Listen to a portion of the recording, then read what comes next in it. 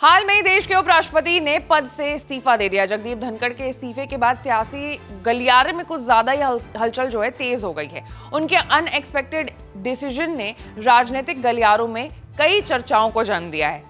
इस्तीफे के 3 दिन बाद अब एक और अहम जानकारी सामने आई है, जहां उपराष्ट्रपति सचिवालय को बंद कर दिया गया और उनके साथ काम कर रहे कई वरिष्ठ अधिकारियों को उनके मूल कैडर वापस भेज दिया गया।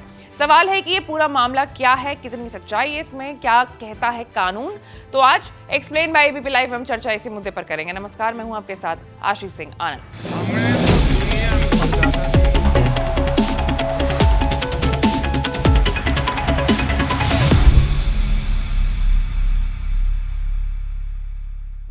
इस बीच ये साफ किया गया है कि उपराष्ट्रपति भवन के किसी भी हिस्से को सील नहीं किया गया है। मीडिया के रिपोर्ट्स के अनुसार नवनिर्माणित उपराष्ट्रपति भवन में सचिवालय के लिए एक अलग विंग बनाया गया था। इस्तीफे के बाद इस विंग में से एक एक करके सभी अधिकारी चले गए, जिसके बाद उसे बंद कर दिया गया था। रिपोर्ट के अनुसार उपराष्ट्रपति एनक्लेव में अभी भी कुछ सरकारी अधिकारी मौजूद हैं जो अपने मूल कैडर में लौटने के आदेश की प्रतीक्षा कर रहे हैं। उपराष्ट्रपति के सचिव, विशेष कार्य अधिकारी और प्रमुख निजी सचिव ये सभी वरिष्ठ आईएएस अधिकारी थे। इसमें से बहुत सारे अधिकारी अब अपने घर वापस लौट चुके हैं। सरकारी नियमों के अनुसार उपराष्ट्रपति से जुड़े अधिकारियों की नियुक्ति केवल उसके कार्यकाल तक के लिए ही होती है। जब उपराष्ट्रपति पद छोड़ते हैं तो उनके साथ काम कर रहे इन अधिकारियों को अधिकतम 15 दिनों के भीतर अपने मूल कैडर में वापस लौटना होता है। यही कारण है कि इस्तीफे के कुछ ही दिन के बाद अधिकारियों का जो स्थानांतरण है वो शुरू हो गया। इस पूरे मामले के बाद उपराष्ट्रपति सचिवालय की गतिविधियां फिलहाल पूरी तरीके से ठप हो चुकी हैं। अब सबकी नजरें इस बात पर है कि अगला उपराष्ट्रपति कौन होगा और कब तक सचिवालय में नई नियुक्तियों की जो योजना है वो बनाई जाएगी।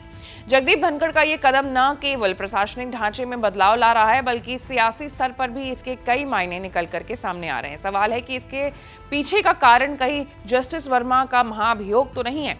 जस्टिस वर्मा के घर से कथित रूप से जले हुए नोटों के बंडल मिले थे। इस मामले में जांच सुप्रीम कोर्ट में चल रही है।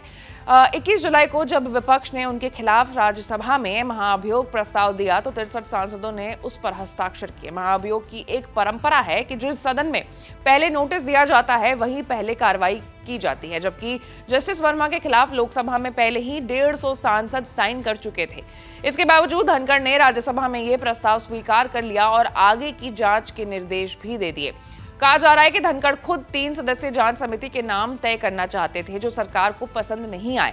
इससे सरकार और धनखड़ के बीच टकराव और ज्यादा बढ़ गया। आपको याद दिला दें कि दिसंबर 2024 में जस्टिस शेखर यादव ने एक विवादित बयान दिया था। इसके बाद कांग्रेस और अन्य विपक्षी पार्टियों ने उनके खिलाफ भी राज्यसभा में महाभियोग प्रस्ताव दिया था। जानकारों का मानना है कि सरकार को आशंका थी कि 22 जुलाई को बीएसी की बैठक में धनखड़ इस प्रस्ताव को भी स्वीकार कर सकते हैं। इससे सरकार के लिए संवैधानिक संकट खड़ा हो सकता था। राजनीति के जानकार मानते हैं कि सरकार चाहती थी कि जजों के खिलाफ कार्रवाई का नेतृत्व वही करे ताकि उस पर विपक्ष की चाल का ठप्पा न लगे। जानकारों का कहना है कि जस्टिस वर्मा और शेखर यादव के मामले में धनखड़ की भूमिका ने उनकी इस पूरी भूमिका से सरकार नाराज थी।